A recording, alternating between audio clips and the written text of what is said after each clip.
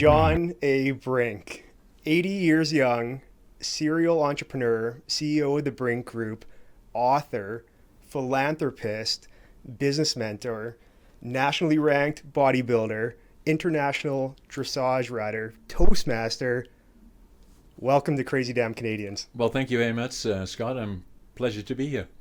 And the timing couldn't be better, really, because Exactly. you have your first book coming out on March 12th, 2021, your autobiography. Tell us about it. What inspired you to write this book, and when did the process start? Against All Odds is the title of the book, and it took some time to kind of get to the title, so important, but I'm very, very happy with the title. It started a long time ago, actually, probably about 20, 25 years ago, and that people said to me, you should write about your background and all the things that have happened, and a number of times I tried to do that on my own, and then even in some cases I involved other people in it, a couple in particular. And then 2 years ago it got more serious about it, and what we did is we hired a company, Echo Storytelling out of Vancouver actually, that have the infrastructure for people or authors that want to write a book. And so all the things that are evolving around it, which is quite complex and complicated actually, they have that all in place. So we hired them, and for the last 2 years we have been working on Against All Odds. And that's the great thing about this book, is that you did it right. You only have one crack Correct. at your first book, especially when it's an autobiography. Correct. And with that, you partnered with an amazing company based out of Kitsilano, Vancouver, Yeah. who are located 4 blocks up the beach. And with partnering with them, you were able to spend about 2.5 years creating your autobiography, but you also did an audiobook as well as an interview series, the whole shebang. Yeah. So what I wanted to do is, especially with my team, including yourself, by the way, we said, let's do it right. Let's make it something. You're going to only do this once. The autobiography, obviously. And so we did that. We went all out and did it ourselves in a lot of areas, working closely together with Echo. And Echo did a great job for us, although they're not used to somebody being as involved as I am and my team was in terms of, we really want to be fully involved, including myself as a writer. And, I had somebody else working with me as well, but I did a large portion of the writing myself. And so the experience was a very, very interesting one. I'm very, very happy with the results. It's coming out, as you indicated. It is in the printers as we speak in Winnipeg. They're shipping it out of their door on March the 5th. It should arrive in Prince George on the 12th of March. And we already have commitments from a number of stores, including Books on 4th. And Save on Food has indicated they will show it in their 4 stores in Prince George, and then see how it goes, and then potentially have it go through the province. Well, that's incredible, because I know that it was over 2 years of working with this company out of Kitsilano on the book, but also this book includes 80 years of your life journey and the Correct. various experiences. And there's also some great testimonials in the book. I noticed there's one from Peter Legge, who's the CEO of Canada Wide Media, a number of magazines, over 20, including BC Business Magazine. How is it getting feedback and maybe some advice at sometimes from somebody like Dr. Legge? Yeah, the Peter Legge, very well known as a speaker, international level speaker, probably one of the most active speakers in the province of British Columbia and beyond. Very popular. He is also an author, has written 27 or 28 books. And then obviously being the CEO of Canada Wide Media, I didn't know him well, but I heard about him, I followed him, I read some of his books, or looked at him at least, and and then took the chance on contacting him and got together with him actually, and he gave me some good pointers as to how to go forward. When the book was finished, I asked him to finish, meaning at the draft form, to take a look at it and read it and give me some feedback, and if he could also give me comments about the book so we could include that in the opening of the book, and he did that, and the opening speaks for itself. Oh, that's excellent. And here you are, like I mentioned at the start of this podcast, 80 years young, and you are the epitome of a successful immigrant story where you came to Canada in your mid-20s, but before that, you already saw a lot during your life. So here we are in the year 2021 at 80 years old. Let's just backtrack a little bit. You were born in northeastern Holland in 1940 during World War II. Okay. And you, as a young boy, were 5 years old when the liberation took place in your home country, and you still remember that. Can you talk about what it was like in World War II in northeastern Holland? Yeah, again, as you indicated, I was born in November the 1st, actually, 1940. And so I can still remember from the time, and I sometimes look at my grandchildren, that are still young, and if they are the age that I was at, then I believe I can still remember some of the things that happened. And, and looking at them, I know that's what will happen, especially if it involves stress and trauma of some sort or another. So from the time that I was 3.5 years old, there are distinct things that I remember. Planes overhead, we were located in the province Groningen, Oning, for those that want to look it up, extreme northeastern part of Holland, and planes would fly overhead, bombing Germany already then. The reason that they would go overhead, to avoid flak from the ground, they stayed over water as long as possible before they go inland over our province and into Germany. And there were daytime, nighttime bombers from 1943 forward. So, and rather than what my mother would do, she had two other children.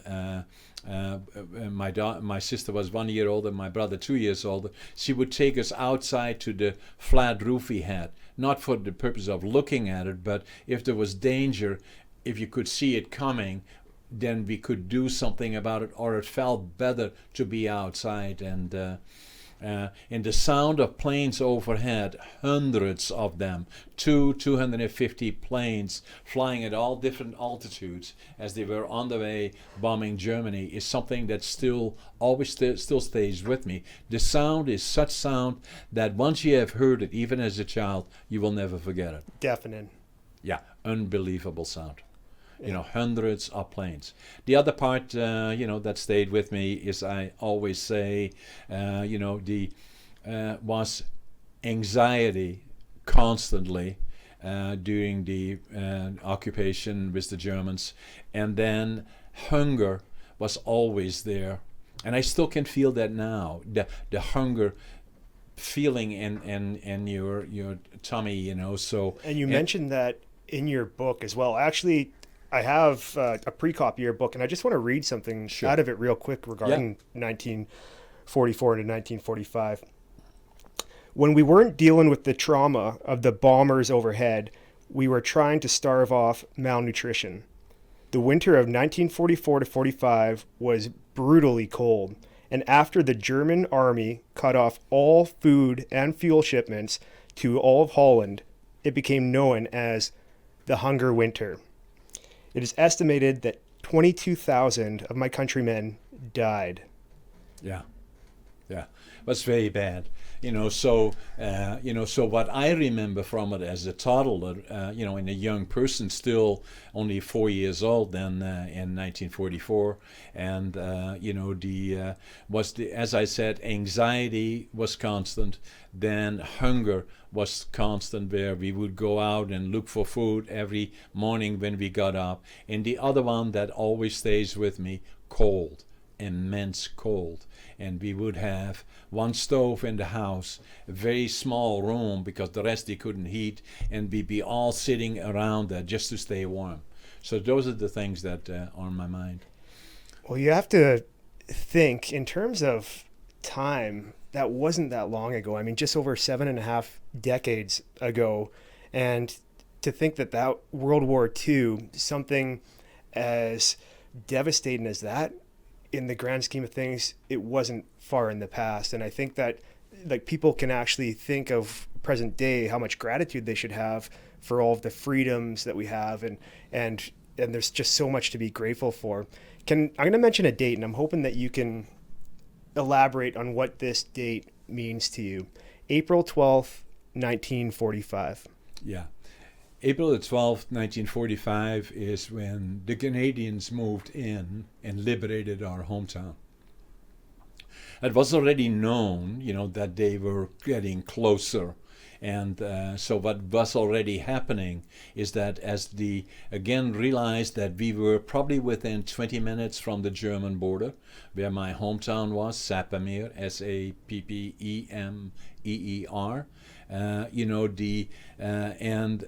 as the Germans already coming all the way through Holland were pushed out with the Canadians close behind them through the northern part of Holland towards east back into Germany, by the time they got to where we were, they didn't have much left. So one of the things they would do is any form of transportation they would get a hold of, like any bikes, because there was no fuel. So the cars a long time ago were left behind. And then they would take any bikes that they could find, take them with them, which is the biggest mode of transportation for in Holland, still is today. And then the other thing that they would do is blow up all the bridges behind them to slow down the Canadian forces pushing them out. And so that was on April the 12th, 1945. And then when the Canadians liberated really our hometown, there was still a lot of fighting beyond that and ahead of that. But it obviously was all the doors would open and all the flags would come out, and there was jubilation. But there were other things too. There was an underground number of people that had worked with the Canadians that were rounded up, and some of them that were lucky only got their heads shaved. Others served a lot worse results. And during this time, even as a young boy, being 5 years old at the tail end of World War II, these Canadian soldiers had a massive impact, almost a foreshadow of the rest of your life. What kind of inspiration did these Canadian soldiers provide you with as a young boy? Well, the interesting part about it was, we had a section of the Canadian Forces Red Cross actually right behind our house, less than 50, 60 feet away. And in the mornings we would go down there and, and they would feed us bread, and the bread had butter and cheese, and, and the cheese and the butter was bigger than the bread, and we called everybody Johnny, and we could communicate, but we didn't obviously speak the language, but we did communicate. And, the effect of that was very, very substantial. So every morning we would go down there, they feed us, and then I always remember standing on that flat roof behind our house, and I had just received from one of the Canadians a rucksack. Can you imagine a rucksack? And then I still remember standing on the roof together with our neighbor's wife, and I said, when I grow up, I'm going to go to Canada. Yeah. The land of your heroes. The land of my heroes, And I knew then that I would go, and I did from there on forward. It was not if, but when, And it wasn't until you were in your mid-20s that happened. What was your time like in Holland as a young boy at 5, post-World War II? until the time that you actually left and departed to Canada? Because I know you're in the Air Force as well, correct? Correct, yeah. So I was drafted into the Air Force, and it was mandatory, or you were drafted in either the Army, Marines, or Air Force. I had applied for the Air Force, and because I was so fascinated by planes, still am today. So I wanted to go in the Air Force, and then I wanted to be a pilot, but I'll probably tell you a little bit later in the story. I did not qualify for that, and but I had a brown belt in judo. And when I was 17, and for some reason they put me in special forces. I still don't know why, but and that was police and special forces, and that meant that your initial training was much harder than the initial 3 months. It was more or less 6 or 8 months, and and was pretty rough and tough, and and your future chances of survival were not very good if you were in there. Yeah, and preceding this, you also struggled a little bit when you're going through the school system. We've had conversations about this in the past, but for our listeners and viewers, maybe just talk about what your experience was during your early years with school, and then what it ended up following that. Yeah, struggle is putting it mildly, I guess. But in any event, I was not a scholar academically. I failed grade 3. Now, I don't know many people that failed grades 3, so so that was not very good. And then as I went on, and kind of realized grades 3. I was born in November. School started in September, so I was already a late one because the year that I turned 6 was more like 7. Because I was already late. And then grade 7, I failed 3 times. And so it then was to the point that my dad said, enough is enough. And I always remember on a Sunday we went to the store. My dad knew the owner quite well, and to find me a set of coveralls. And then he had found me a job in a furniture factory. And although the holidays just started for the schools when we got our report card, I thought also that I would have 3 weeks holiday, but that was not so. I had to go to work on Monday on my bike with my new coveralls on. And now the coveralls, I was relatively small for my age, smaller by comparison than I would be now. I'm average now, but then for some reason or another, it took me a long time to kind of get to height. Maybe part of the background, I don't know, So, but in any event, the coveralls, they didn't even have the size that I had, so I had them all rolled up on the bottom, and the crotch was hanging around my knees. But that is popular now. Then it wasn't. So I didn't look like a cool cat, that's for sure. Yeah, well, ahead of your time as being a trendsetter. So I went to the furniture factory, and I started there working, and and did rather well fairly quickly, and because I like working with my hands. And then in the evening, I started then going to school to learn the trade around furniture making and some of the academic courses that I had an interest in.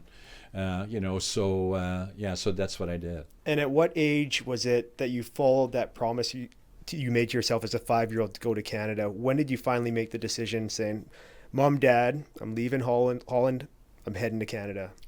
So what I did is that, so when I started in the furniture factory, then when I was 18, I was drafted into the Air Force for 2 years. When I was 20, slightly over 20, I started working for another company. My dad managed a small lumber remanufacturing plant for a major company in Holland called William Pond, still existing now. And they had 32 different subsidiaries. And so I was hired by them because I was a son of a manager of a plant, which usually meant that you would follow your dad when he retired. And, so in any event, I started working for William Pond. Again, initially worked in the troubleshooting department or the auditing department as a clerk. Very quickly made my way through, and within a year and a half, I was already part of the senior auditing team. And but that didn't go exactly where I wanted to go. I wanted to be a manager of one of their subsidiaries, even at 22, 23. I became an assistant manager of a plant at 23. And then I still remember sitting in my room. I rented a room, had boarding room actually in the town where this plant where I was the assistant manager. And as I was contemplating where do I go from here, I came back to my dream of Canada and doing my own thing and building my own company. And then because I had so many challenges before, and at one point nearly was considered to be mentally challenged and maybe have to send me to a special school, that I had to kind of find out for myself who I really was. And so I then decided one day, that over a period of a couple of weeks actually, that the time for me is to go to Canada is now. So I went the following week to the Canadian Embassy in Den Haag, applied for an immigration status or landed immigrant, and I didn't want any sponsors, and I said I want to leave within a month. And all of that happened fairly quickly. I got notice from them that I was approved, and then I didn't let my parents know until I was approved that I would be leaving in 2 weeks. And then you're on this transatlantic flight, and you arrived in Montreal. Montreal, Dorval, yeah. And then from Montreal, when you were in Quebec, did you already know that you wanted to head west to British Columbia? Yeah, I knew I had to go to British Columbia. That's where all the trees are. That's where the forest is. In fact, the company that I worked for, William Pond, one of the larger companies in Western Europe, had contacts with Macmillan Budell then and some other companies. But I didn't want to use any of that. I wanted to start right from the bottom, just my own, and find it all on my own and start right from the very, very bottom.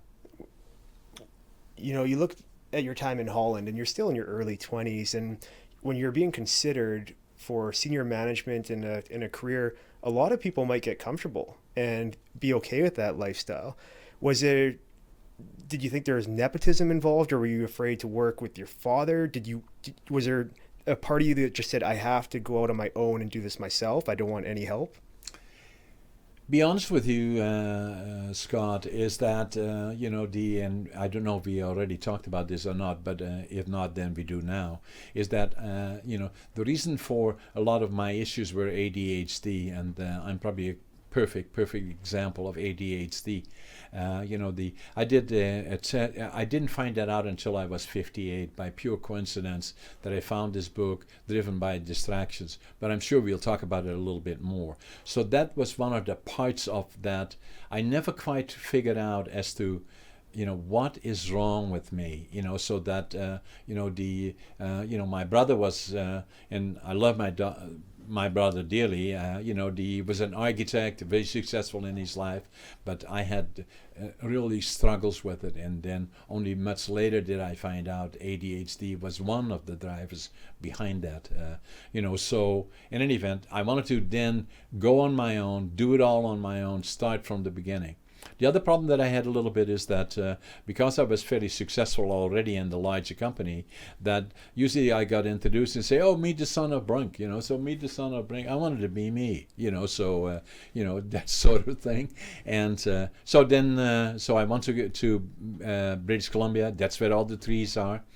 By pure coincidence, I went to the immigration office, came off the train, 4 days, 5 nights, and then talked to a German fellow actually at the immigration office. I spoke some German, and I told him what I wanted to do. He said, Prince George, 1965, they're building sawmills. It's a boom town. They're building pulp mills. That's where the opportunities are. And so you took the bus from Vancouver north right to Prince George. Absolutely. 12 hours, 14 hours, I forget now what it was. Long time. Do you remember the date that you arrived in Prince George? I believe it was the latter part of July 1965. So July 1965, you arrive at the Greyhound station, which was downtown Prince George at the time. 6th Avenue, yeah. Yeah, 6th and Dominion.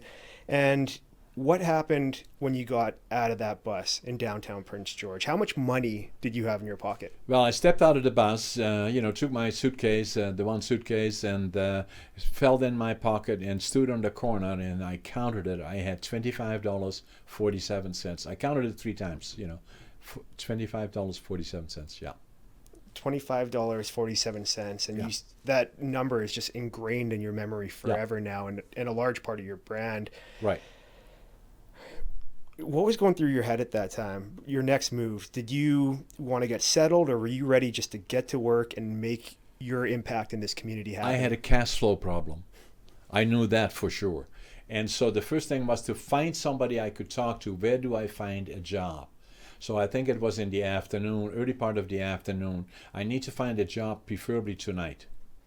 And so I was then pointed to the post office, still sitting here. And on the second floor of the post office was the immigration office. I went down, pure coincidence. There was a fellow working there at summer holiday, and he had a Dutch background, so I could talk to him in Dutch. Yeah. And he couldn't find me a job in Prince George that I could start working for that evening, but he found me a job in Quesnel. And so I made a commitment to that job. I walked all the way to the highway, and I thought, well, every 20 minutes there's a bus, right, just like in Holland, but that's not so.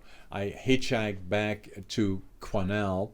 I couldn't speak the language, so the driver must have thought, there this guy with the suitcase, raincoat, European dress, double-breasted jacket, gray pants, white shirt, tie, standing by the highway hitchhiking.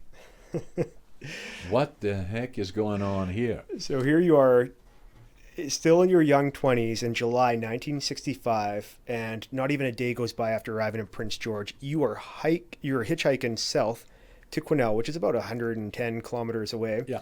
And what happens when you get to Quesnel? Well, I had a name of a fellow by the name of Ernie McKettrick, who was the personnel manager for Wellwood of Canada. And he got me, I told the driver, all I could say to him is Greyhound Station. So that's where he dropped me off. I called Ernie McKettrick. He came down, found me a place for board and room. And then, from there on in, I walked to the mill, which was about an hour and 15, 20 minutes, and got to work that same evening.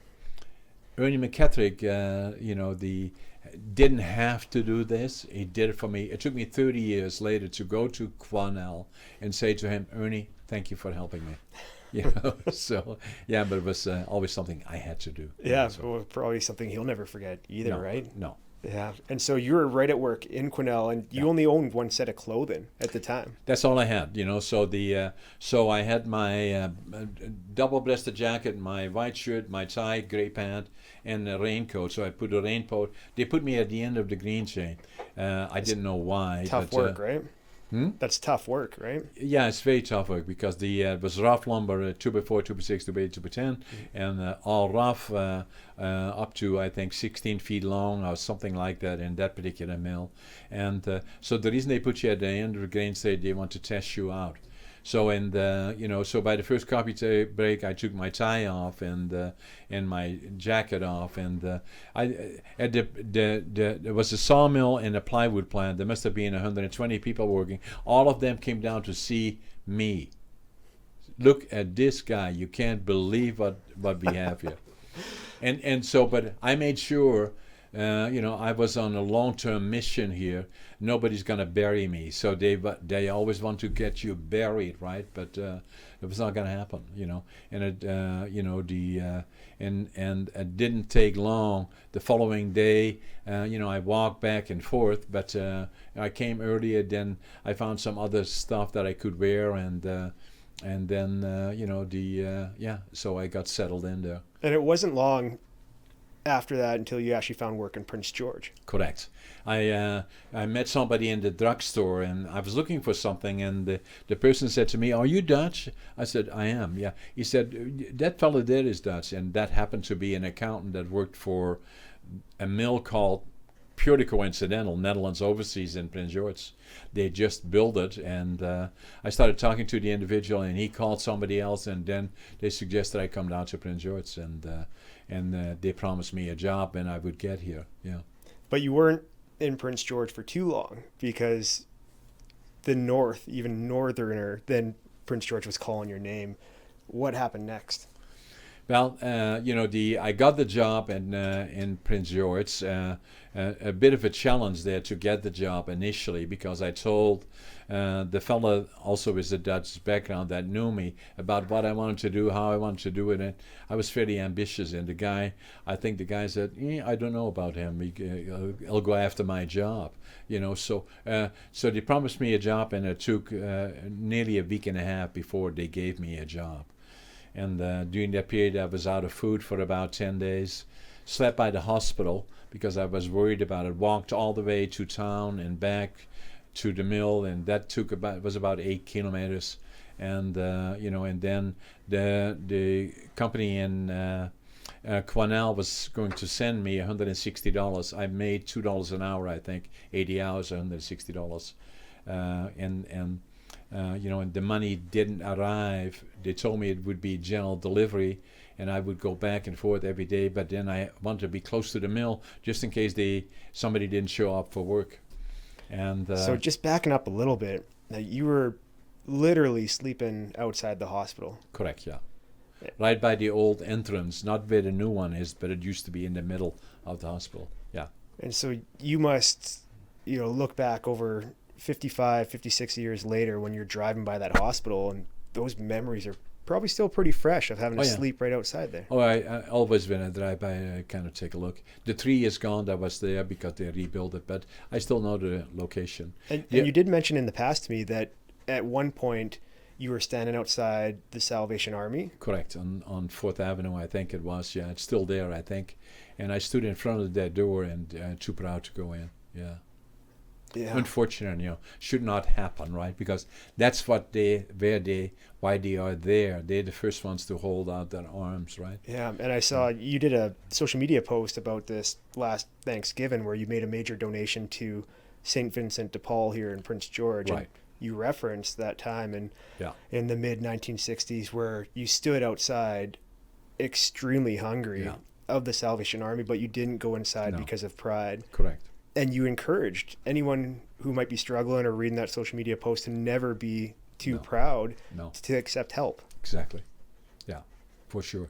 Yeah. And then after going through that challenging time, did you end up receiving that paycheck?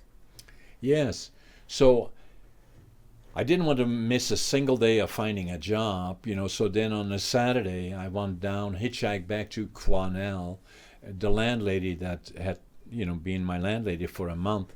As soon as she saw me, she said, "Oh my God, what is the matter with you?" She brought me inside, showed me where the bathtub was, and then helped me and clean my clothes and did all the things for it. And then she called the personnel manager, Ernie McKettrick, who then called the clerk and the payroll. Can you imagine on a Saturday? And they kind of went to the mill, they kind of looked at it, and they had sent it to, because I couldn't speak the language well, I had said general delivery and also the Bank of Montreal. They sent it to the Bank of Montreal. And so after the weekend, Sunday afternoon, I didn't want to miss a Monday morning and to get a job. I hitchhiked back to Prince George. Now I had $160 in the bank. I was the richest guy in the world. And so on Monday morning, I went to the mill and I said, okay, if you don't pay me, that's fine. I'll just start cleaning up. And that's what I did. And then it was only a number of days that after somebody didn't show up, and then they had this crazy guy cleaning up in the yard there. And I worked hard. Even then, I didn't get paid. But, so they hired me then, and I became a cleanup man, then a lumber piler, and then green chain foreman, and then beyond that, within a year and a half, I was superintendent. Wow. But it didn't go fast enough for me. Yeah. Well, it's a testament to hard work, right? Yeah. I mean, the harder you work, the luckier you get. Absolutely. And so let's talk about some of that opportunity that presented itself next, where you ended up heading north. Yeah, so I met somebody. Obviously, my dream was still to get a mill, although I had only been here about a year and a half, 2 years, and so I was always looking for how do I get a mill. I looked at opportunities. I heard about some opportunities, and then I met somebody that was a contractor that was building dry kilns for Netherlands Overseas, who had an investment in the Yukon and Watson Lake, where they bought, just as speculation, a sawmill in Watson Lake, but they had management problems. So they started talking to me, made me a deal that I would get 1/3 ownership in the sawmill after 5 years. And so I went for it, and I went off to Watson Lake in 1967, summer of 1967. So 2 years after arriving in Canada, you're heading up north to the Yukon, to Watson Lake, which is, if you're heading up the Alaska Highway, Mile Zero is in Dawson Creek, correct? Correct. And by the time you actually reach the border, Watson Lake is almost on the border, correct? Correct. Of Just BC slightly Yukon? over the border in the Yukon. Low Post is on this side, Watson Lake on the other. Mile 630, I believe, on the highway. Yeah. So what is Watson Lake like? I mean, what's the population, and what was your first impression once you arrived?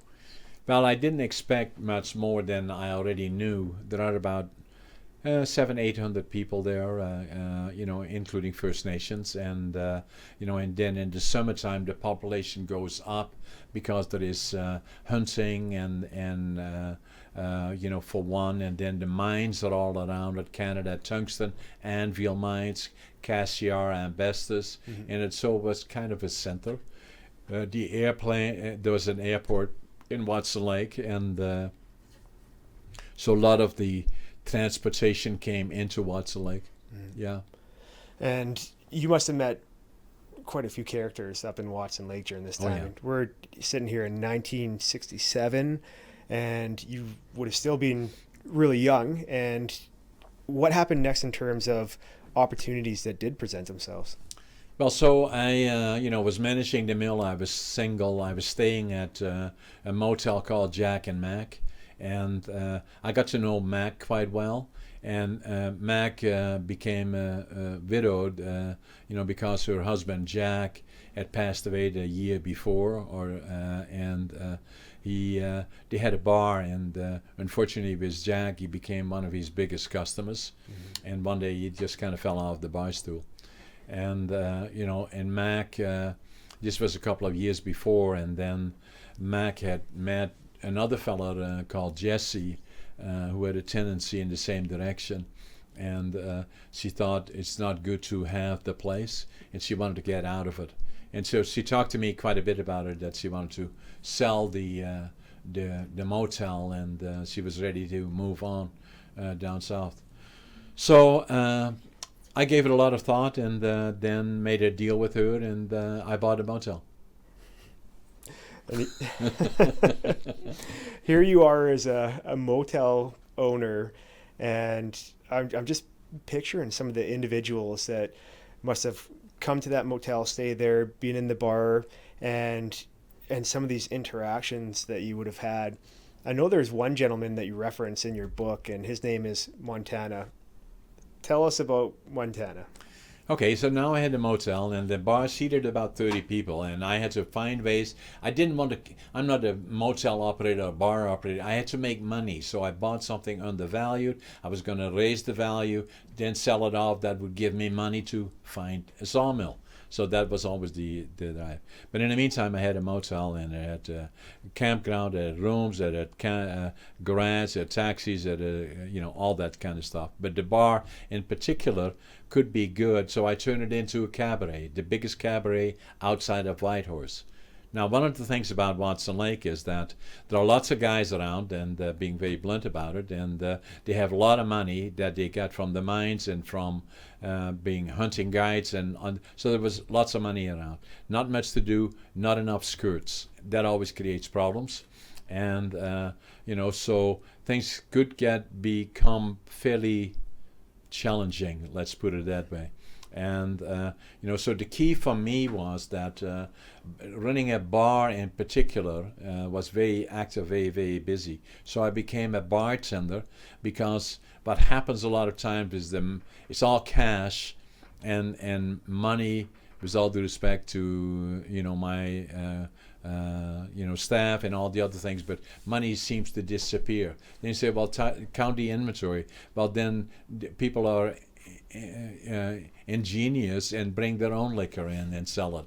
So you had to stay always close to that. And so I used to become a fairly good bartender, but at the same time I had to watch the clients, because if a fight breaks out, everybody leaves, and usually without paying, and they don't come back. And so I had to be right. If something happened, I wanted to be there right then, right now, before something got out of hand. And the same as people that came in, I had usually a rope across that before you come in, I had to allow them in. That sometimes was a challenge as well. Montana was a different individual. That's typical of the Yukon, is that once you go into the Yukon, and Watts Lake is no different, that if you're not from there, or if you have not lived there for 20 years, then you are an outsider and referred to as an outsider. Oh, there's a couple of outsiders there, and blah, blah, blah, and that kind of stuff.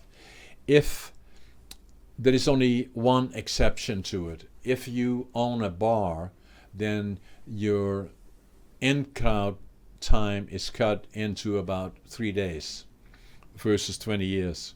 So very quickly I became an insider.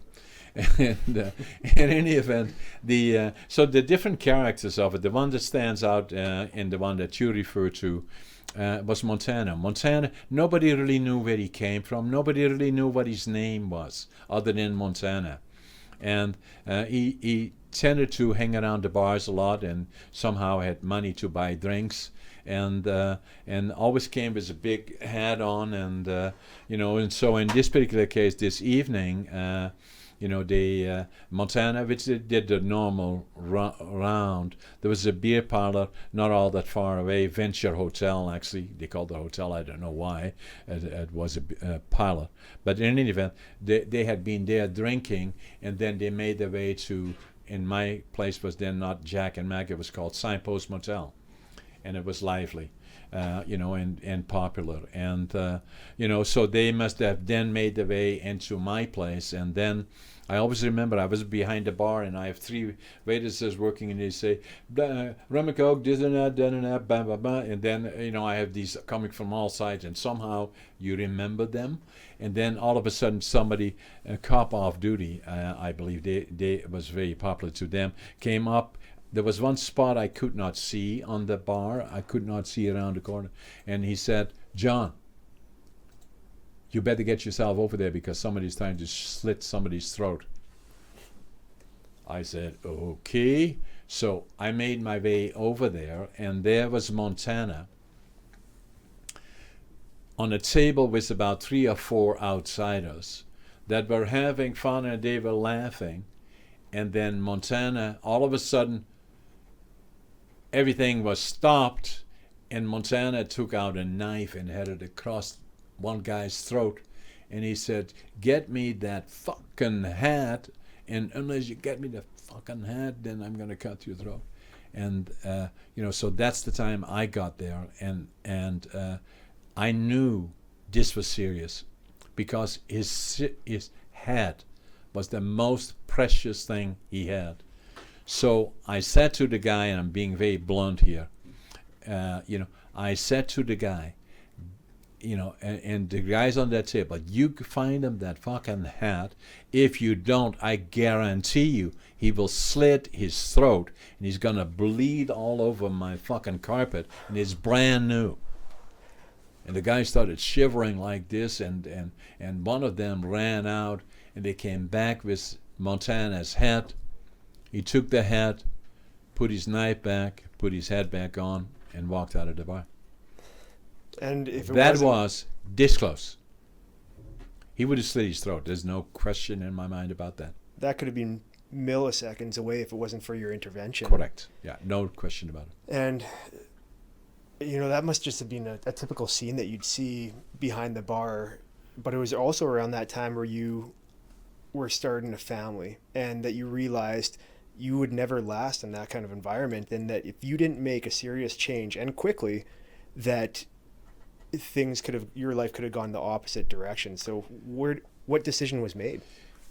Well, it got pretty rough sometimes in the bar, and I'm not a rough individual, but at the same time, I don't believe in physical violence and all of that kind of stuff, and but at the same time, I had to keep order, and but I never got hit, so that's for sure, and so in 1 year there was one example where in the middle of the night, the RCMP woke me up, although the bar closed at about 2 o'clock. It was about 3 or 3:30, and they had 2 or 3 cops, and they needed to get into one of the rooms.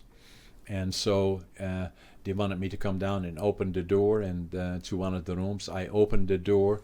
They were standing both on each side of me, and as I opened the door, I was looking into the barrel of a 30-06, and Whew. yeah, so that got my attention, and fortunately, he did not pull the trigger, or it jammed. I don't know, but in any event, this was following by already the same year. Somebody had pulled the revolver on me, a Smith and Wesson of some sort, and and then also 2 knives were close to getting stabbed by somebody, and I knew that my luck would not hold, and and so I decided. My daughter had been born then. They were in Prince George, and that it was time for me to leave, or I would not be around, and but I'm the kind of guy, I don't give up ever, but there are times that you have to say enough is enough. And so what I did, although I worked for it for a long time, and I was there for nearly 5 years, I gave it all away for $1. $1. $1. And you were out of there. And I was out of there. And with I've never been back. Yeah.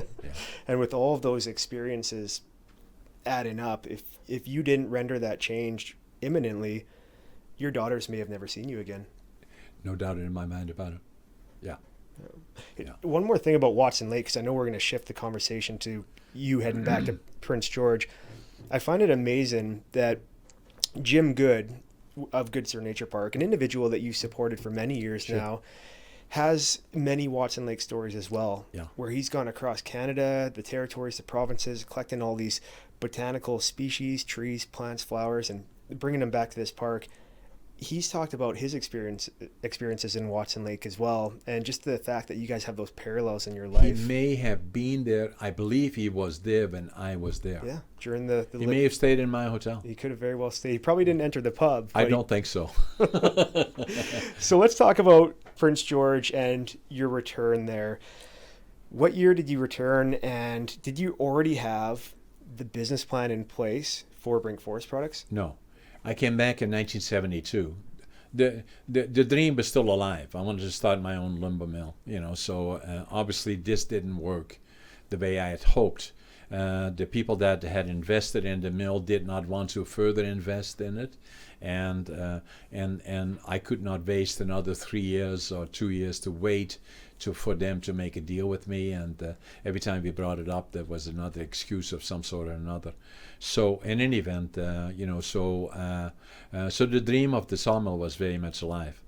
And so I went back to, I sold the mill to a fellow called John Whitmer, who was the manager of the mill and was a friend of mine. And he was interested in buying it for $1. Why not? Although he may have regretted it afterwards. So in any event, so I went back to Netherlands overseas, started driving forklift truck. Very quickly, they had a shortage of an accountant in the office, so I became a cost accountant for them. Then there was a problem on the marketing side. I became a sales manager for them, and so I was there until I resigned in 1975. And then started, already I had since 1975 started working on my business plan, put it all together, and then in very early 1975 dropped it off at all the banks, who then turned me all down, and so yeah. And that part of your your book and your autobiography, it reminds me of Howard Schultz, who's the CEO of Starbucks. And he said when he had this concept for a coffee store that people would actually come into and sit down and actually buy coffees for more than what they're selling that day, he had 142 people and potential investors turn him down, but he never gave up. He exemplified perseverance, and that 143rd person that said, you know what, we will invest in that idea. And look where Starbucks is today. Yeah. Major company. You have a similar story in being denied funding investors until you landed at RBC. Can you share that story? Yeah, so what I did is, I knew enough about it that I have to have a good, because what you lack in equity, because that's obviously what I did not have. I didn't have any money, so then you either find partners or you have a very, very good business plan, or you have to find some other way in doing it. So I leased the operation. I had the location under control. And then from there on in, I had the concept. And my experience in Europe helped me. And my experience here was very broad, helped me. And then I dropped the proposal off at every single bank in town. And then worked with the bank, upgraded the business plan, and then got turned down by one after the other. Finally, I had two left over. I think it was HSBC maybe and somebody, and then the Royal. And then the HSBC turned me down to, BCDC. Business Development Bank was the other one, and they turned me down. And then again, I worked with the Royal, and I still remember the Royal then was mainly on the main floor. They had these partitions around the different offices, and so I went to the fella. I wanted to be careful that I did not frustrate him by coming back with the same. I modified it all the time, different ideas, being very polite and careful that I didn't intrude on his whatever he was doing, and so I again explained the plan as to where I had upgraded since the last time I saw him, probably 13, 14 times before that over the last year. and then he said, okay, let me go and talk to John about it. Now, John was John Weems, then the manager. He still lives here in town. He's still in Prince George? Yeah, still in Prince George. Lives on the lake, and I saw him the other day at the barber. And he said, I can't believe it. So in any event, so then the loan officer went to three booths further, and to John Weems, and I'm just sitting there and waiting, and then all of a sudden I hear, give him the money, give him the money, give him the money. And that was it. Then I had $25,000 to start Brink Forest Products. 1975. It was in the summer of 1975. And here we are sitting 46 years later since the inception of your company. Correct. Brink Forest Products, and now it's in part of the Brink group of companies, umbrellas, with several other companies that you own today. Correct. Part of your book, you have 11 different takeaways, and you attribute them to different chapters, and there really are life lessons that have stayed with you along your journey.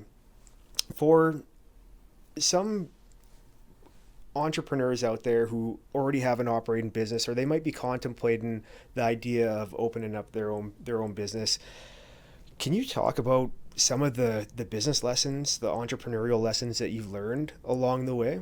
Sure. You can name them off if you wish, and I'll fill them in. Or that's a great idea. Yeah. So here are the takeaways. Your past and your liabilities don't define you. Your past should not define you. So what I'm saying is simply that if you wish, the lack of formal education and other things surrounding that should not define you in the sense that you feel that you will never be able to do this. So often I hear people saying, well, I don't have a degree in university, or I don't have this, or this is a reason that I can't do that. So that's not what it should be. That should never define you. It should be your goals and your objectives and your dreams that define you. Yeah. Wow, that's a good answer. Let's go with number 2, maximized undervalued assets. Yeah, and again, that precisely what I'm saying is that Jack and Mac, or now called Signpost Marcel, was an undervalued asset. So I looked at the future potential of it and then negotiated a deal and then made a very good deal with Mac. I got a commission from her, which allowed me then to purchase the asset at a good price and then in time sell it at a profit. She was happy, I was happy. But in particular, the value is always critical. And so you must have a motivated seller and a motivated buyer, and then trying to make a deal. Nice. These are good business lessons, and you were just doing a lunchtime presentation today with the UMBC MBA class, right? Correct. And throughout that presentation, there is a lot of different lessons that you've learned, a lot that are in this book as well. Correct. So let's go with number 3, find opportunity in a niche market, then dominate it. Correct. So the key is to, that especially, and the forest industry is a good example, and let me use my own in this particular case, but there are many. I can think of a number success stories, and I urge people that are listening, to find a book for IKEA. Where again, IKEA evolved out of somebody's workshop as an opportunity. And then the same closer by in our case, that what I saw as an opportunity in lower quality lumber by further remanufacturing it, which then yielded a lot of short pieces, and there was no business plan until you knew what to do with the short pieces. I then introduced finger jointing, of gluing together shorter pieces of lumber and then make it a premium in the marketplace. It's something that was not being done. There are numerous other opportunities that in different areas. So the key is always how can you find that niche and then be dominant in that particular market. So that IKEA is a good example. We are a good example. And so there are many others. Now what we see in the forest industry in particular, with global warming, in particular, the wood products are being used in many, many applications. Look at major buildings, up to 16, 20 stories are built from wood. Mm-hmm. And that's the future of the industry. And you're even talking about cross-laminated timber today, right? And that again is CLT, cross-laminated timber. Some other timber is dowel, DLT, and a variety of different combinations of materials. We even see, we tested some in one of our buildings actually, where UNBC was testing concrete and wood together for strength purposes. So all of that is now in motion, and those are all products that did not exist before. So the key is simply, use your imagination, become aware, and then find where you can be a niche operator in different areas. So it applies not only to wood, it applies to many others. Yeah, anything in life. I like that. Anything. This one's a good one. Takeaway number 4, understand every aspect of your business. Yeah, and that again is critical. So often I see entrepreneurs that are very good at the manufacturing side and the hands-on, but they are not good at anything else, or they don't quite know how it all fits together. So what I'm saying, do research, work in the industry if you can, and get to know as much as you can about it. That's if you're starting out with not much capital. If you're starting out with a lot of capital, then everything changes. But that's, the key is understand your business, be knowledgeable about it. Then you can see opportunities, and at the same time, you can run a good, sound operation that, has long-term viability. Yeah, I couldn't agree with that more, John. After working for you for so many years and seeing your entrepreneurial journey, I started my own company back in October, and I found that it's so imperative to have to know, not necessarily be an expert in every area of your business, but to know how everything works, whether it's the finance and accounting side, whether it's building the website from scratch yourself. I mean, you might not be experts in certain areas, but it's important to at least familiarize yourself and know how they function. Exactly. So next takeaway, we have number 5, doing the right thing often comes at a price, but do it anyway. Yeah. I believe that always is very important, and there are some examples of this in my book. That at some point you can be successful. Making money is fun thing to do, but what is more rewarding is do it credibly and have respect for those around you. And then the other part always has been important for me. I want to make sure that if I look at myself in the mirror in the mornings, that I can say, I did a good job. And then the other part, which has always been part of my culture, giving back to the community is important to me. And we have always done that. So those things, so making money is not all about making money. Making money is the last thing that happens after you have fun doing what you're doing. You work hard, then maybe the result is you make some money. But that should never be the primary goal. Yeah. The primary goal is you want to make a lot of money. That's not the way to go about it, in my opinion. And I want to talk about your philanthropy a little bit later in the podcast, because it's something that when I first met you,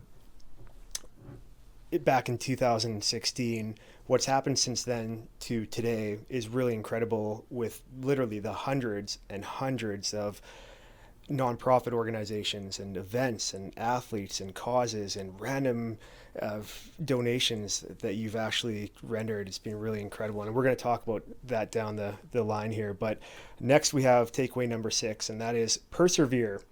If you fail, you can always start again. Exactly. And that, again, is such an important part, people, that it's never easy to be entrepreneurial. It takes a lot of time, a lot of pressure, and a lot of challenges. And from time to time, things go against you. And for me, using me as an example, I think I started over again 4 times in all the time that I have been in business. And but the key is always to,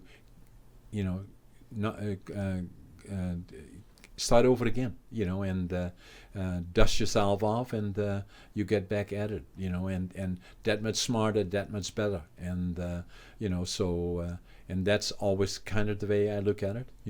Well, we actually had Elmer Gunderson on the podcast last week, who is just this amazing local artist. You have a beautiful horse sculpture of his in one of your offices, and we were talking about failure and how a lot of people look at failure as a negative. They look at it as a bad thing, but failure is most often a stepping stone to something greater, or a learning experience or opportunity to shift your life into a better direction. Exactly. And that's what I really got out of that takeaway as well. Yeah. Takeaway number 7, it's this one I actually find interesting, and I'm hoping you could elaborate on it, is it's better to buy a functional business rather than building one. And the reason why I found it interesting is because you built Brink Forest Products from nothing, from the ground up, with your own 2 bare hands. And I think you had 3 employees within the first week. But what did you mean by that takeaway? Well, what I'm saying is that, now that we are well established, that in most cases, I look for, companies that fit our model. For one, on the Brink Group, we have 3 silos. The one silo is lumber, secondary manufacturing, but also can touch on primary. And then the other silo is that interior warehousing.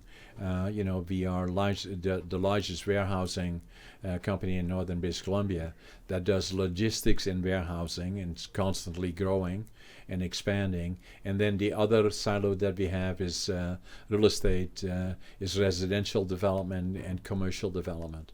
So those are the silos that I focus on. And then if we see something that is operating and that is a fit, I prefer to buy something that's already established, where there is a motivated seller and then me as the motivated buyer. So if you have to start it from the ground up, much more difficult, takes longer, and building infrastructure. An existing company already has made errors usually, and you can fine-tune it rather than starting it from the ground up. And there's also numerous examples in the book that you talk about. Correct. That readers are going to get to enjoy, where you talk about everything from negotiations and planting the seed of an acquisition. And it was interesting to see how the business side of your mind works and under a lot of high pressure situations throughout the book as well. Yeah. So our next takeaways is never dilute ownership with your business. And this one I really enjoyed because it's not that in 1975 you just said, I want to be a sole proprietor, I don't want partners, I want this just to be me. Nobody else was willing to invest. But in hindsight, I mean, what a blessing. The fact that you are the president, founder, and CEO of one of the largest forest companies in British Columbia. And it's such a rarity because there's no board of directors, there's no shareholders, there's you. Correct.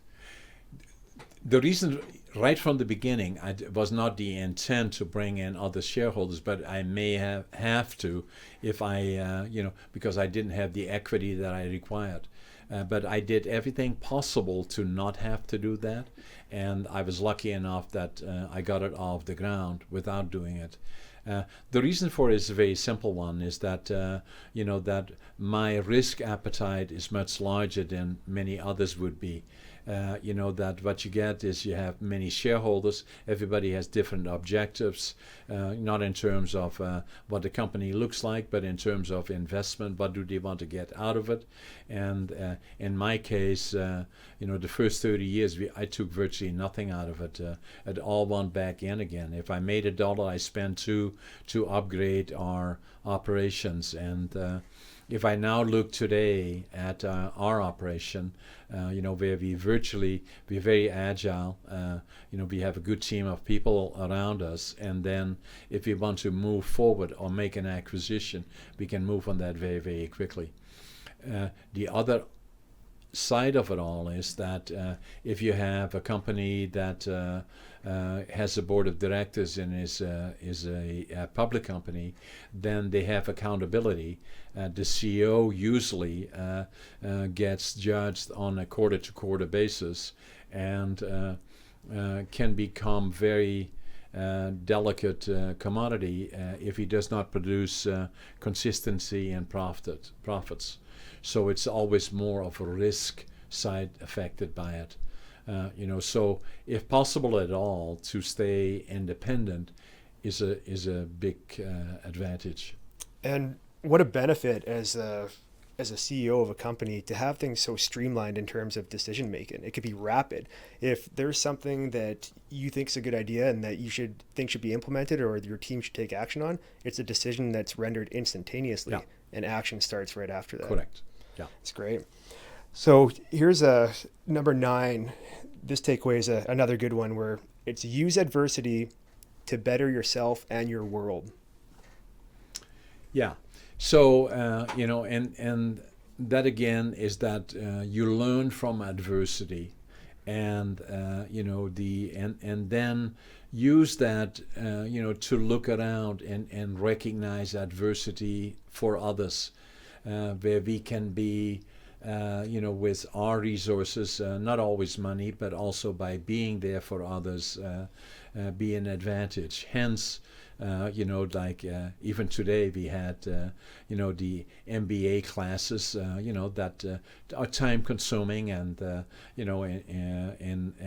but we have done that for years already. It's just something that I believe from our corporate perspective and community perspective, it's important for us to do that and to share with them some of the adversity. Because if I look back to myself, especially with the limited amount of formal education I had and lots of other education I had, But I always looked for is people that were successful, even in Holland when I was still working there in different areas. I would go far and wide to hear speakers that had been successful in their field and to hear what made them click. How did they do what they did and how did they go about it? I think to a certain extent the same is happening with ourselves, not kind of waving the flag and saying, look how successful I am, but more in terms of sharing, not only the good but the bad as well, and then what I learned from it and what it did to me, and giving back to me has always been very important. Nobody ever became poor for giving back, and it's a very important part of being part of a community. Absolutely. Well said. And the final takeaway, and that's attitude, passion, and work ethic equals success. Yeah, it's so important to me because that's the foundation. The attitude is obviously I avoid negative. If it rains today, although it's good for the forest, I will swear it's sunshine tomorrow. And the glass is never half empty; it's always half full. For me, there's seldom days that I'm down and out, or And we live in the most beautiful place on earth. Even when I do a lot of flights a year, probably 300 or so, I don't know, something like that. And I always sit by the window because I look out of the window and I said, hey, I'm in paradise. And so we are so lucky where we are. So attitude is important because it reflects to the people around you, and so that to me is important. I avoid negative. I don't like it around me. Passion is important. That if you find something, and that's what I usually say to younger people, find something you would like to do in life. The sooner you can find it, whatever that may be, either a career or a choice you make in terms of a job that you would like to do or something, the sooner you can then focus on that part and skill it to the amount that you become very, very good at it. And if you like it at the same time, then you will create that passion. And the passion, like I have the passion, I do it. I usually get up at 5:30 in the morning. I'm already late, I feel. I'm in the hurry when I get up. There's always one thing that I do before I go. I make my bed. Always. And always before I go out of the door, I look back at my bed, and it's nicely made. If it is not quite right the way I want it, I straighten it out, and then I have to run because otherwise I'm late. And then why do I do that? Because that's one task already I did. That is a good one, and it's complete. When I come back in the evening, usually, 6:30, 7 o'clock when I come back from the mill or from work that I have to do, and when I go to bed around 9:30, 10 o'clock or 10:30, then I walk into the bedroom and I see my beautiful bed there, and I kind of rest and I look back to the day, and usually in a very positive way. And so, and then work ethic is a given. Working hard and it is rewarding, especially if you have a positive attitude and you have the passion. It's a pleasure to work, and the harder you work, the luckier you get. Well, those are some great takeaways. And I really like what you did with the book in terms of each chapter has its own takeaway. And right. So it's the life lessons that you learned during that era. And with that book, we started in Brink Forest Products in 1975, and it shows all the ups and downs. It wasn't just a straight ride to the top and you just spend your time going on vacations and cashing checks at the bank. There's a lot of adversity that you faced, a lot of hardships, and readers are going to get to enjoy that in the book. And then we fast forward to the more recent years of your life, and there's a couple pages that are dedicated to your time that you spent in British Columbia bodybuilding, where you were able to compete in a local iron ore classic competition, which qualified you for provincials. And then after that, you qualified for nationals by placing well in Vancouver and the Arnold's in Columbus, Ohio, Correct. which makes you the oldest nationally qualified bodybuilder in the country. Right. But you had to change your life around to get to that point, because fitness wasn't always part of your everyday life. There was a major health scare that happened. Correct. Can you tell our listeners and watchers what that was? Yeah, so there was in June of 2008. I got pain in my abdomen, on the left side. Usually, if you have pain, then the right side is appendicitis potentially. The left side is something I was not overly familiar with, but that was diverticulitis, and affects your large colon. So what had happened on the weekend, I developed pain, fairly serious pain, and I have a very high threshold for pain. That's not good. It should put you down. So I kind of worked with it over the weekend, stayed in bed on Sunday, which I never do. And then on Monday morning at 5 o'clock, I had to get the flight back to Prince George because I got to go to work. And in Vancouver, the gates then were A and C. Usually when I landed in A gates, then I made my way over to C, which for a normal person would take probably 15 minutes. For me, it would take 5-6 minutes because I'm go. And it took me more than a half an hour, and I had to hang on to the side. I thought if I go down on my knees, somebody will call 911, and I had to get to Prince George. So I got to Prince George, waited for my doc to open this office. Had been my doc for 30 years.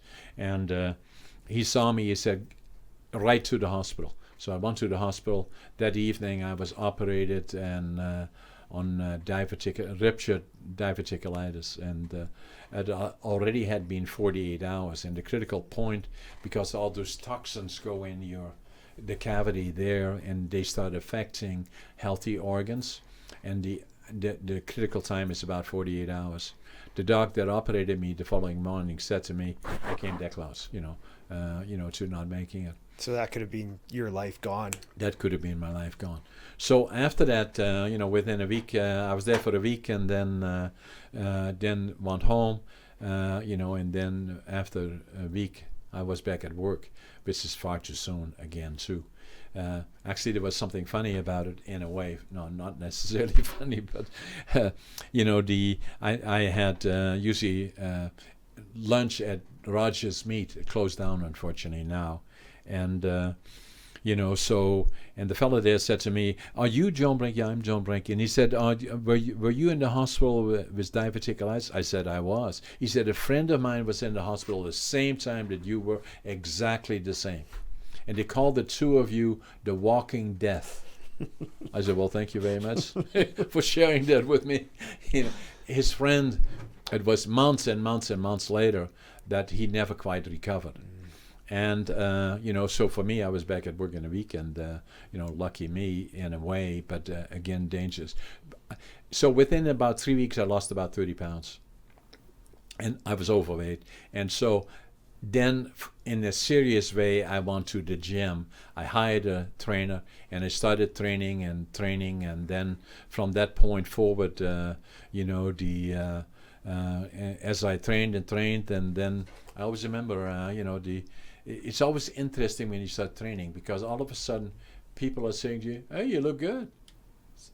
So then you start kind of looking and say, "Oh," and then gradually building up confidence. Initially, gyms are very intimidating places, because if you go there alone, I didn't even know how to sit on a machine.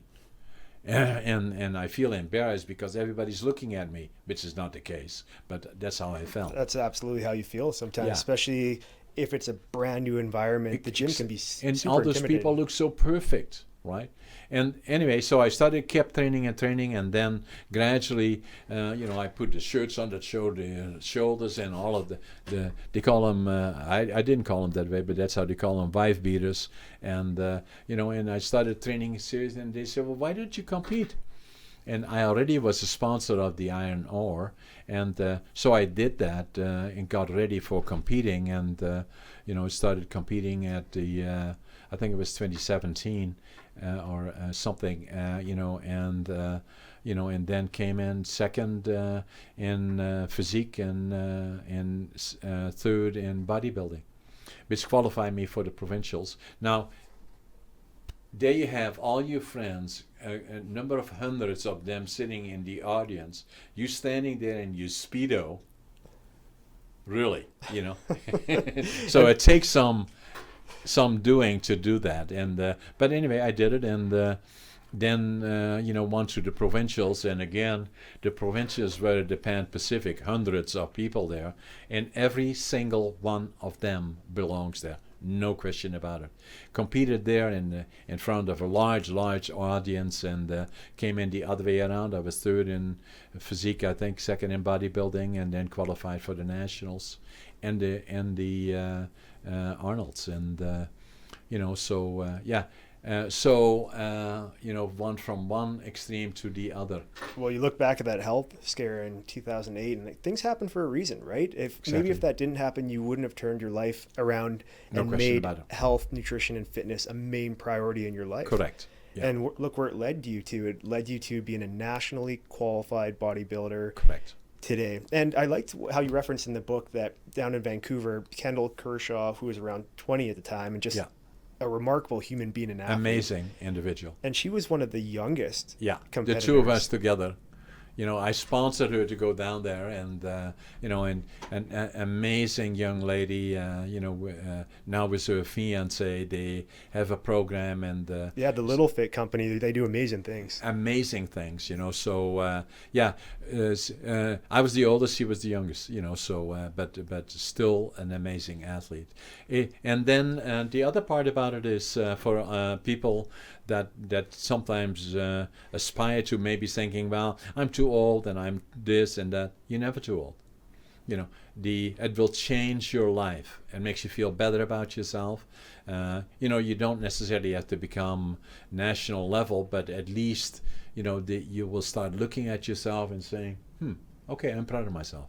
Yeah, and that's what it is all about. That's great advice, because it's probably one of the more common excuses. Number one is always, I don't have the time. Yeah. But number two, and it could be anything that people are referencing, is that I'm too old or I'm not young enough to pursue that new opportunity. Exactly. And you are living proof that you're never too old to accomplish something that you set your mind to and work hard to get to. Yeah, in fact, I'm 80 now, well into 80 already, and because COVID, obviously training was a little bit of a challenge. I'm very careful with my diet still. I think I look still pretty good shape, and we just signed up again, at Golds actually for another year, and I'm going to go back training again for 1981-82. Good. And again want to end up at the national level. Excellent. And then obviously at the Arnold's in Columbus, Ohio. Absolutely. So now that we've reached the last couple of years of your life, I want to talk about the year 2019, which was probably one of the most remarkable years that you've had on this planet. A very big year for you. On June 28th, 2019, to be precise, you received the Order of British Columbia at Government House down in Victoria. Correct. A month previous, on May 31st, 2019, was a very significant day for you, because you received an honorary Doctorate of Laws degree from the University of Northern British Columbia. That makes us both alumni. I just want to read. And proud of it. Yeah, proud of it. We could go on for hours of how lucky the North is, or our province as a whole, to have UNBC in our community. No question. I want to read one part of your book that really stood out, because it talks about your time at UNBC. Yeah. And I know it can be difficult for you to talk about, because there were so many different emotions happening this day, where you were literally at what was supposed to be one of the most remarkable days of your life, you received a phone call the night before. And before I read this in the book, can you talk about that phone call? Well, it was, probably around 2 o'clock in the morning. And, I got a phone call from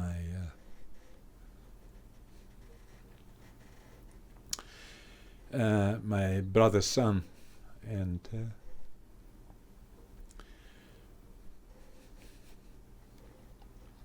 still a challenge, He had died that night, So, but obviously I didn't sleep much after that, so. But he was in Holland, and a close friend, so, yeah. And I remember Sonny Coular, the CFO of the Brink Group, he sent me a text at around 1:30 in the morning that night, and he said, I hope John's okay, because he was driving around the neighborhood in the middle of the night, and maybe we just thought, he's probably nervous about his big speech at Convocation the next day, and maybe he's just rehearsing in his head and needed to get some fresh air. But little did we know at the time that your older brother passed away, John. And I remember Dr. Weeks, the president of the university at the time, when he found out, he said, John, you don't have to do this. You don't have to go on stage and give a speech. And that's when you said, no, I have to. Yeah. And you gave a very, very heartfelt speech. And I just want to read this quick part in the book here. My speech to the UMBC audience was not too long, a little over 11 minutes in total. Even though it was relatively brief, I covered a lot of ground. I took my listeners on a journey back in time to when I was a young Dutch boy named Jan, who would forever carry the baggage of growing up in a time of war, and was received with kindness by the Canadian forces who freed Northern Holland in 1945. The audience listened rapidly as I told how this young boy, now called John, stepped off a Greyhound bus to start a new life in Prince George, British Columbia, with no prospects, few belongings, and $25.47 in his pants pocket. Yeah. And for the rest of the speech, the message that you conveyed to over 1,300 people in the Northern Sports Center on UMBC campus was, follow your dreams and never, ever give up. Correct. Yeah. What were you feeling while you were giving that convocation speech on UMBC campus that day? A number of emotions, mainly positive ones, so that I could not let them down. I could not let myself down. All these things had happened, obviously, but it was not only that I received the honorary doctorates. Can you imagine for a guy that failed grade 3 and 3 times grade 7? So that was the one. And then the other part was that, it was also publicly announced by Dr. Weeks. Dr. Weeks that I also would be receiving in June or July the Order of BC. Both of them amazing recognitions. I'm immensely proud of it. Yeah. And obviously the challenge with my brother, made it, difficult. I didn't get much sleep, but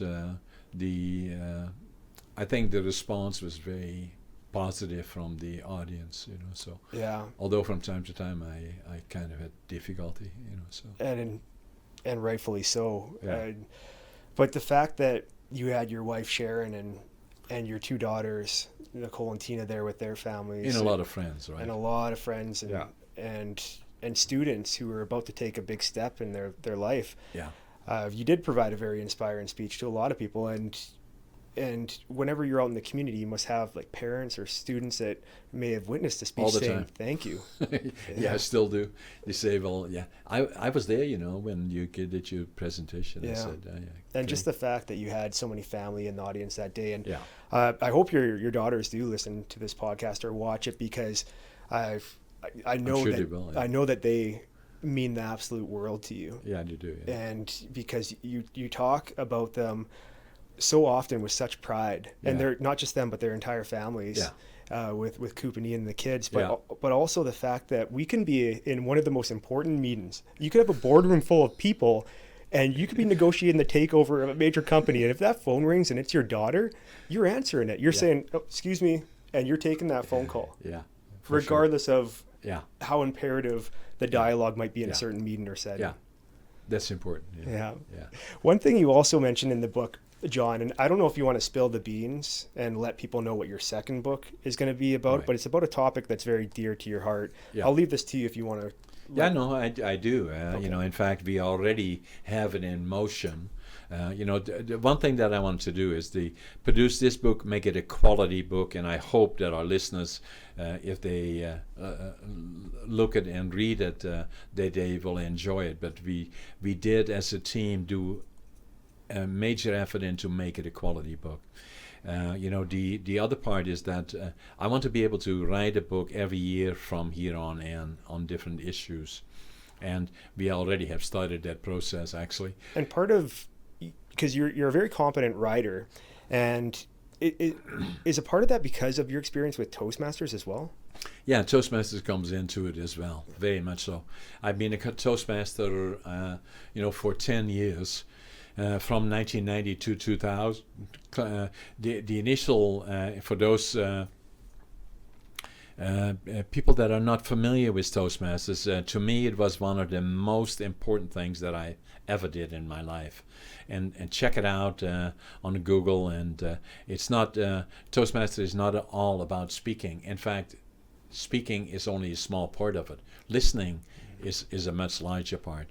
In any event, they have different levels and, a way to become good communicators, either in your own personal life and become more articulated in the way you speak, so a lot of those things. And, so for me, I reached the highest level in Toastmasters, which is a distinguished Toastmaster. And and has played a major role for me in my life.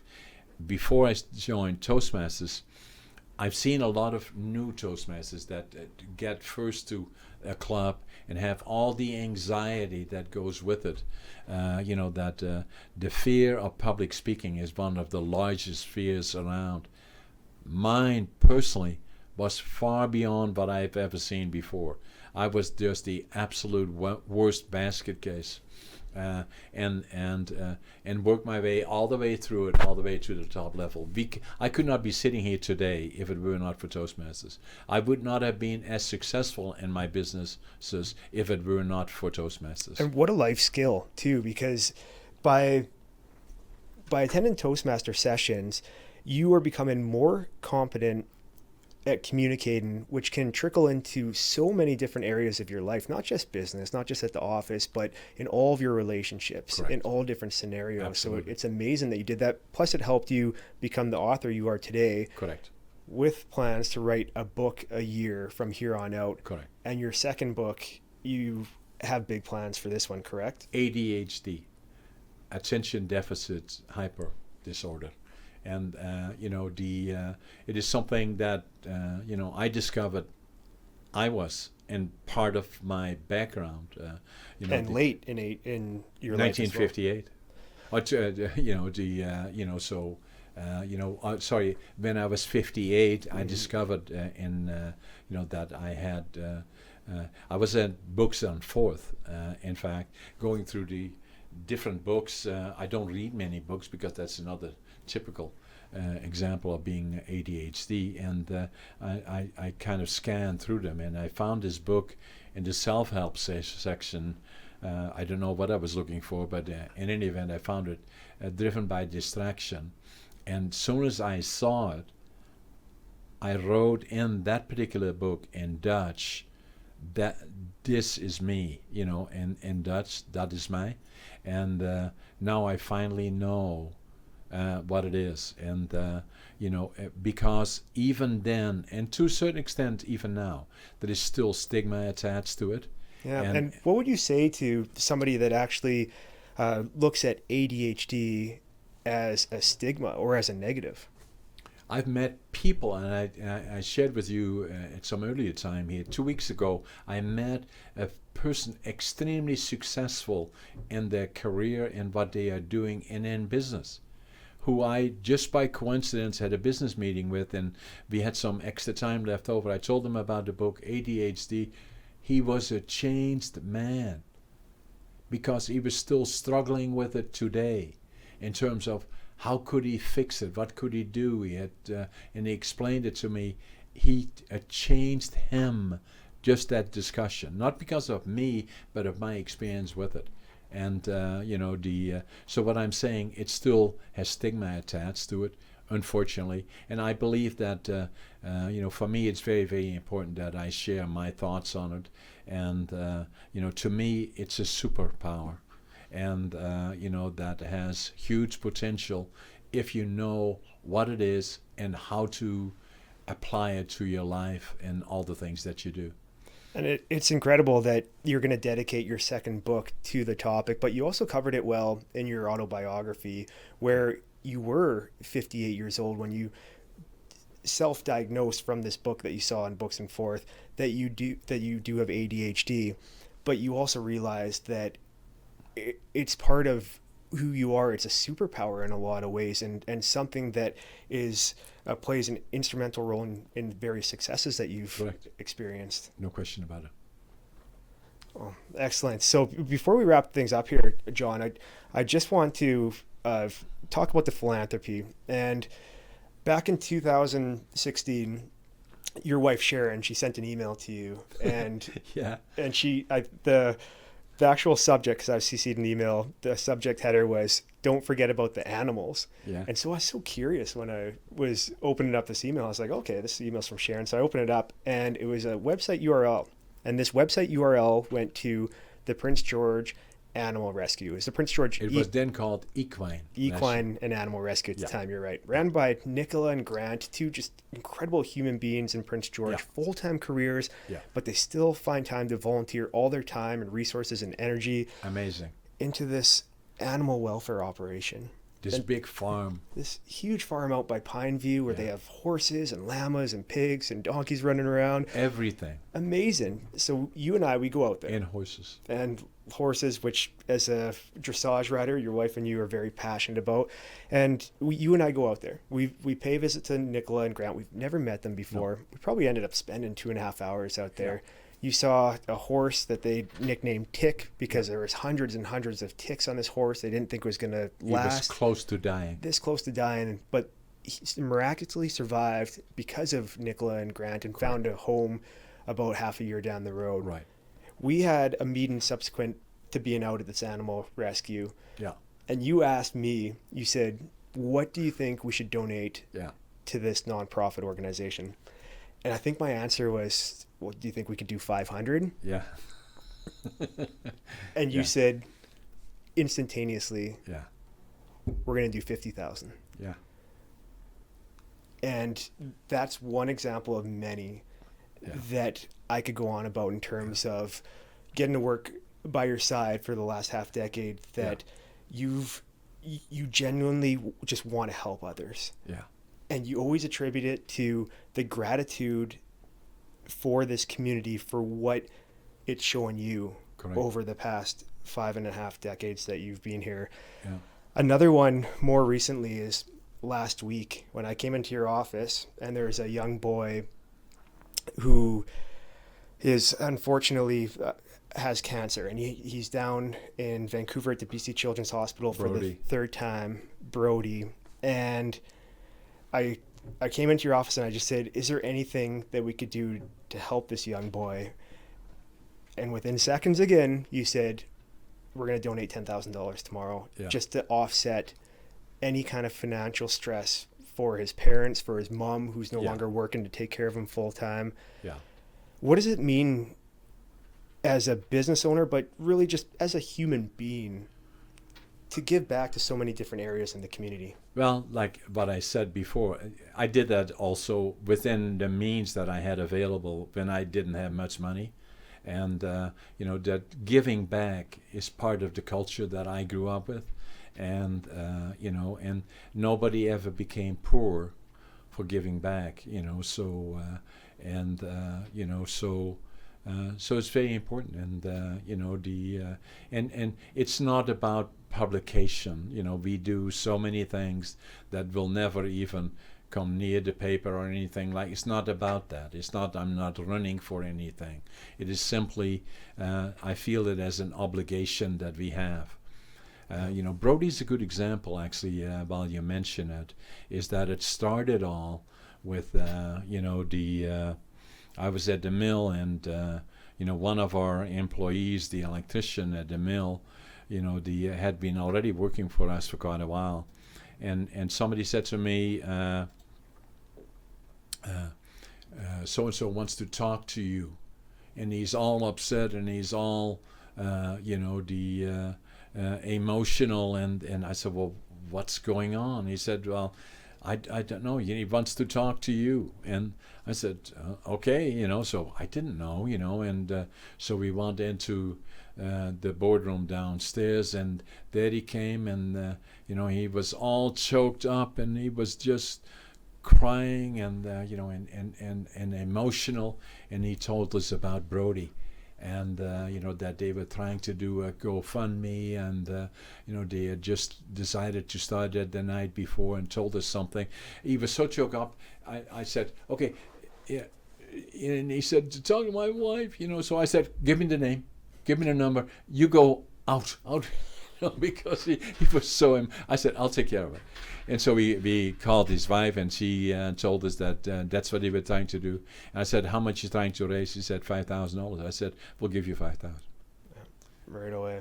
That's how it all kind of started. And then from there on in, we followed Brody closely to where you said, that there were some challenges, and we just want to be there for them, and And that's also where you also want to raise awareness as not just a community, but the North in general. Is exactly. Why can't we have a boy who's facing the battle of his life have that treatment right here in Prince George? And that still is my question today. I'm not being critical, but in a positive sense. A lot of times, the people in British Columbia, they forget about the North, and the North generates probably 75% of all the GDP, the gross domestic product of the province, and we're not always being considered to the full weight that we should be. That means that we have to be more vocal about it, and the same happened when we got the University of Northern British Columbia here. That was a battle, and we fought the battle, and we didn't want somebody else's university. We wanted a freestanding university, and we got it. The same is the College of New Caledonia, the same is the hospital, the same is the Cancer Clinic. We have an amazing team of people, but we have to make sure we fight for our share of the pie, so that we can take the young people like Brody that have issues. We are already doing amazing things at the Cancer Clinic, no question about that. But we can do more, and and I believe we should, make sure that we put all our power behind it and say, hey guys, come on, let's build it to what it should be. And I couldn't agree more, John. Absolutely well said. Now, I'm going to talk about the book one last time before we wrap up, and that is, it's coming out on March 12th, 2021. Yeah. It's your autobiography. You only get one crack at your first book. Just one. And what is it, at the end of the day, that you hope people will get out of this book against all odds after reading it? That once they read it and they see what I went through, never forgetting about my dreams. My dream was to go to Canada, the land of my heroes, and then the second one to build a lumber mill.